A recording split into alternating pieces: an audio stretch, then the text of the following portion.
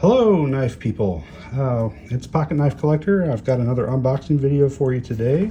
Got a package here from St. Nick's Knives. That's what this SNK stands for here. Go ahead and open this up for you. I'm going to use the Knife Center exclusive Capara from Spyderco. This is the version with an S90V blade and burlap micarta handle scales. Let's see here. I think if I open here and here and here,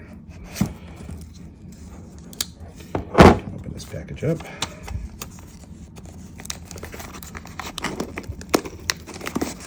Nope, it's got more tape on it. Got some tape over here, over here. Okay. All right. So we got a St. Nick's Deadpool sticker. It's Deadpool holding the Spyderco Dodo and walking a dodo bird. And I have no idea, but I'd be surprised if St. Nick's licensed Deadpool from Marvel or whoever owns that. I guess Sony, whoever owns that intellectual property. But it's cool. It's got a sticker. Okay, we also got a little St. Nick's Knives pouch. Also cool. And here is the knife. This is the Spyderco St. Nick's Knives exclusive version of the Dodo in red G10 with a 4V blade.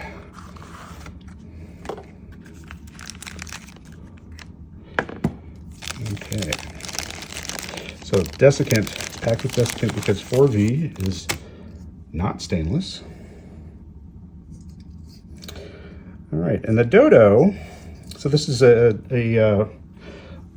sort of a vintage Spyderco pattern that, you know, other than for exclusives and print runs and things, is not produced anymore.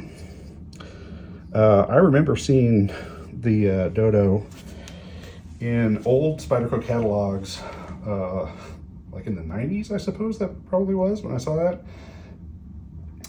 And I never bought one, although I thought they were cool. Now this has Spyderco's ball bearing lock, which is still in use, sort of. But now they put a plastic cage around that ball bearing so that it protrudes a little bit from the handle scales, so that you've got something to grab onto there. These old ones, before they came up with the little plastic cage, you had to actually stick your fingers in there and get on the ball bearing itself, and it's definitely doable, but it's definitely a little fidgety. You gotta really pinch and grab that ball bearing in order to open the knife. But so we've got, I guess that's Eric Glesser's initials on there. All right, let's see if I can flick this thing open. Yep. Okay, so Golden, Colorado, USA Earth, CPM 4V, so that's Crucible Particle Metallurgy, 4V, which is a very tough steel. We'll see what Spyderco has to say about it in just a minute. Red G10 handle scales. These are grippy, peel ply texture. Not super grippy, but you've got grooves carved in here for full 4-finger grip for that tiny little blade with that reverse S curve. Let's look at the paperwork that came with this.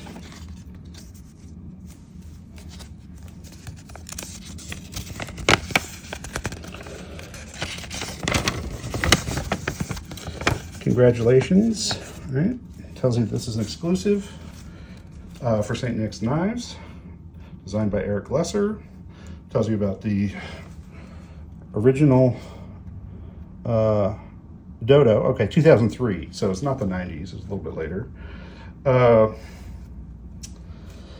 Dodo is one of the most unconventional knives Spyderco ever produced. It combines a handle that boasts, sorry for that noise, that is, that's my Ring doorbell letting me know there's somebody at the door, but it's probably just a delivery guy dropping something off.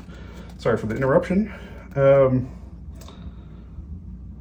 Dodo is one of the most unconventional knives Spyderco ever produced. It combines a compact but extremely capable reverse S blade with a significantly larger handle that boasts sophisticated ergonomics and a high-strength ball-bearing lock mechanism. Truly ahead of its time, the Dodo had a relatively short production life, and original examples are now highly prized. And then it tells us that this version is in CPM 4V, unlike the original, which was, I don't know, probably in VG10 or something. Don't quote me on that. I could be wrong. It could have been in, you know, OS 8 or something like that. But anyway, CPM 4V is new to this exclusive run with St. Nick's. And it tells us a little bit about CPM 4V.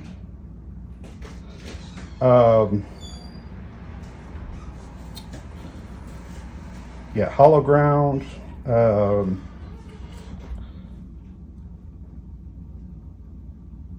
And DLC coated. And it says, which reduces the blade's reflective properties and helps protect it from corrosion. Yeah, so corrosion is definitely an issue with 4V. And then we've got these red handle scales. So for a long time, the only red-handled Spydercos, I think, were trainer models. So like a Trainer Delica or Trainer Endura has a red handle. The Sprint Run recently that came out of the trainer version of the Temperance fixed blade knife also had a red handle. And knives with live blades did not have red handles, because the whole idea was that you could differentiate the safe blades from the dangerous blades by color.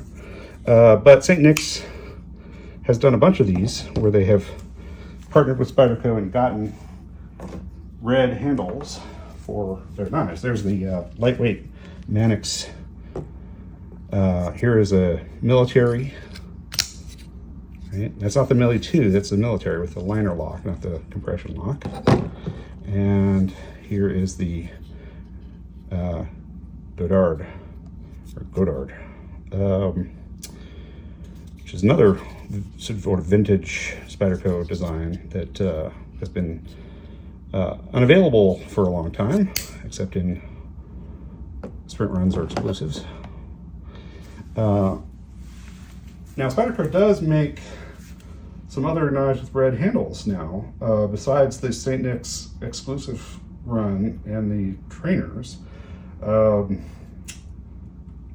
They recently started producing red G10 handle versions of their little tiny knives, the sort of novelty size knives, the Bug and the Cricket, or no, what's it called? The ones that, all those little tiny Chinese made ones that were used to be made in 3CR steel, they're now making in 12C27 steel, which is an upgrade, and they're making them with G10 handle scales in a few different colors, including red. So I guess we're giving up on the idea that the red-handled knives should be trainers only. Anyway, as you can see, I have a handful of these 4V knives from St. Nick's, these exclusive runs. They are, as you can tell by looking at them, they are mostly in pretty pristine condition. I haven't really used them much because they are collectible, but I cheat and I get 2. And so some of these I might end up using. Now, as I said, this little lock mechanism is kind of fiddly. You gotta really pinch in there to pull that ball bearing down, and that's a bit of a frustration. Now, some people have real strong feelings about the ratio of blade to handle that a knife ought to have, right? And ideally, they want the knife to have almost as much blade as it has handle, right? So if you're carrying around, because you gotta carry around the handle length of it in your pocket, what you should get for that, to some people's thinking, is a blade that's about the same length as the handle, or close to it. Ooh, excuse me. A little bit of awkward position here, holding these under the camera. Well, the Dodo throws that proportion way off, because you get this itty bitty blade and a full 4-finger grip handle. And you know what? I'm fine with that. I mean, I don't think that this is a ridiculous package to carry in your pocket. It's relatively deep carry. It's not heavy. And it gives you good ergonomics. You've got a full 4-finger grip on that thing. And because it's a reverse S blade, even though you've only got, less than 2 inches of blade length here, you've actually got more linear edge than that. And that's something Spyderco has done in the past with models like the, what is this? The Matriarch, right? This one's got an Emerson opener on it. Now that one, it's got a lot of linear edge because it's serrated and it has all that curvature in it.